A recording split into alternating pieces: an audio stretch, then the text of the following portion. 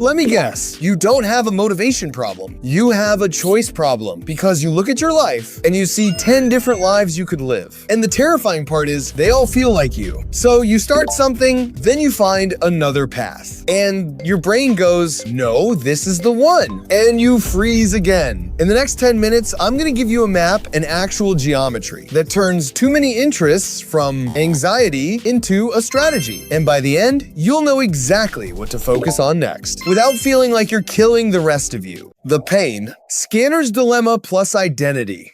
You look at your life and see a dozen different paths, and they all feel like a part of you. You are not afraid of the work. You are paralyzed by the choice. This is the classic Scanner's dilemma, perfectly captured in the phrase, I could do anything if I only knew what it was. Society has a word for you too. They call you a dilettante, someone who is a jack of all trades but a master of none. And the anxiety that comes with that label is immense because it can feel like your greatest strength, your curiosity, is also your biggest career liability. Today, we are going to dismantle that anxiety. We'll look at the geometry of a successful career and offer a path for those of us who were never meant to just be one thing. First, we need to understand why the old career advice can feel like a trap. Why old career advice feels like a trap. Kind versus wicked. For the last century, the world praised the specialist. Society was a predictable environment, almost like a chessboard. The rules were clear, and the path to success was to go a mile deep in one narrow field. Psychologists call this a kind learning environment. It rewards repetition. This is the world of the I-shaped person, the expert with a single deep pillar of knowledge. But that is not the world we live in anymore, is it? The world today is a wicked learning environment. The rules are constantly changing. Feedback is delayed, and the patterns are not obvious. Think about the difference between a golfer and a firefighter. A golfer operates in a kind environment. The rules never change, and the feedback is immediate. A firefighter works in a wicked one. Every situation is new. The rules are unknown, and their specialized knowledge might not apply. In a wicked world, the hyper-specialist can have blind spots. Now, to be clear, we absolutely need specialists. Their deep knowledge is incredibly valuable. The problem is not that the specialist path is wrong. The problem is when it is treated as the only path.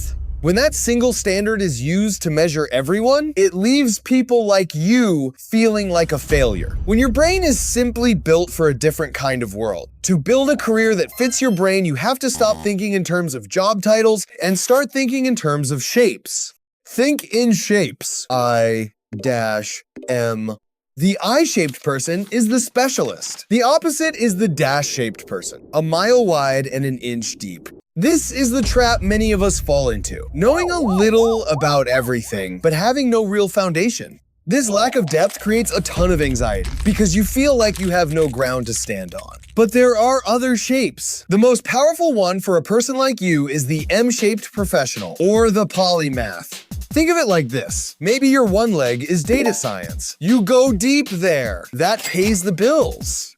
But your second leg is storytelling. You go deep there too. And your horizontal bar is your interest in psychology, history, and design. Suddenly, you are not just a distracted data scientist. You become the person who can weave complex data into a compelling narrative that a CEO can actually understand. That combination is rare. That combination is valuable. And the tool that allows a polymath to do this has a name. The superpower, near versus far transfer. A specialist uses near transfer, applying a skill to a very similar problem. But a polymath uses far transfer. They see the underlying structure in one field and apply it to a completely different one. A person who understands the branching structure of a tree's root system might suddenly see a better way to organize a company's database. A musician who understands harmony and counterpoint might look at a piece of software code and see a more elegant way to structure it. That is far transfer. It is the ability to see the music, not just the notes, and all those seemingly random interests you have collected over the years. They form the very library of metaphors you will pull from to create these kinds of breakthrough insight. So how do you actually build this M-shaped life? It requires a different strategy. Strategy 1. Serial mastery. Seasons plus choosing the first pillar. The first is serial mastery. You cannot build all the pillars at once. That just leads back to the shallow dash shape. You must pick one pillar and commit to it for a season, maybe 6 to 18 months or so. Now, the big question is which one to pick first. The anxiety of this choice is what paralyzes most scanners. The secret is to lower the stakes. You are not choosing for the rest of your life. You are just choosing for this season. A good first pillar is often the one that creates the most stability, the one that can become that good enough job, or it could be the one that simply has the most energy and excitement around it right now. Pick one and give yourself permission to pour your focus there. You build one leg until it is strong, until you feel you have mastered the core, 80% of it. This doesn't mean you need to be a world-class expert. It just means you have reached a level of fluency where you can solve most common problems without running back to the instruction manual. When your curiosity in that area feels satisfied for now, you make a conscious choice. And this is where most people misread what's happening. They call it quitting. But there are two kinds of quitting. Strategy 2. Strategic quitting. Graduation. This is not quitting like a dabbler, running from the pain. This is strategic quitting. It is a graduation. You are deliberately choosing to begin building your next pillar. This requires a second strategy. If your mind is naturally drawn to exploration, it can be a powerful choice to have a day job that provides stability without draining all of your cognitive energy. Strategy 3. The day job as an asset. Einstein plus low drain. Many of the great polymaths did this. Like Einstein, he worked as a patent clerk. It was the stable ground that allowed his mind to wander the universe. You may need to reframe your day job. It's not just about the paycheck. It's a strategic asset. A low drain job leaves you with a surplus of your most valuable resource, your mental energy, which you can then invest in building your other pillars. A high-passion, high-stress job might sound exciting, but if it consumes 110% of you, it leaves no room for the exploration your brain craves. The final piece is a system. Because let's be honest, a scanner's brain generates more ideas than it can possibly hold on to. Strategy 4. External brain. Zettelkasten plus Luhmann plus cathedral. Your mind is a high-output idea factory, but your working memory is like a small workbench. If you don't move finished ideas off the bench, there is no room to build new ones. Trying to keep it all in your head is a recipe for overwhelm. This is why you need an external place to capture your fleeting obsessions. The great sociologist Niklas Luhmann published over 70 books, and his secret was a system called a Zettelkasten.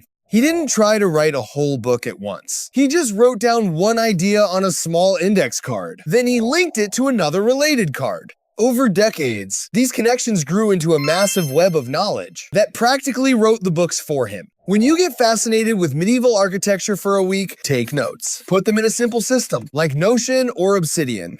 Then, when the obsession fades, you can let it go without feeling guilty. 3 years from now, when you are working on a web design project, you might stumble upon those old notes and realize the structure of a cathedral is exactly like the structure of this website.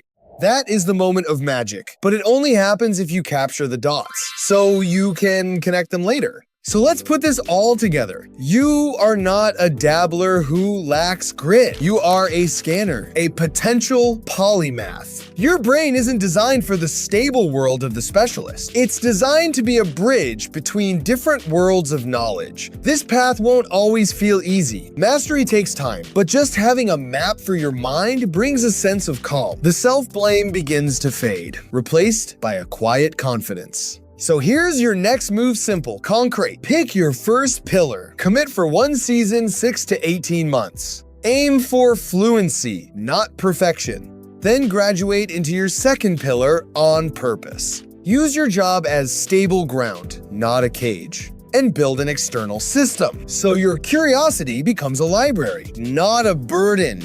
Because you were never meant to master just one thing. You were meant to be the person who can see how everything connects. Now, I want to hear from you. What are your 2 pillars? Write them in the comments in this format. Pillar 1, Pillar 2, and if you want, I'll help you choose your first season based on what you write. Thanks for watching. And remember, your curiosity isn't chaos. It's untrained power.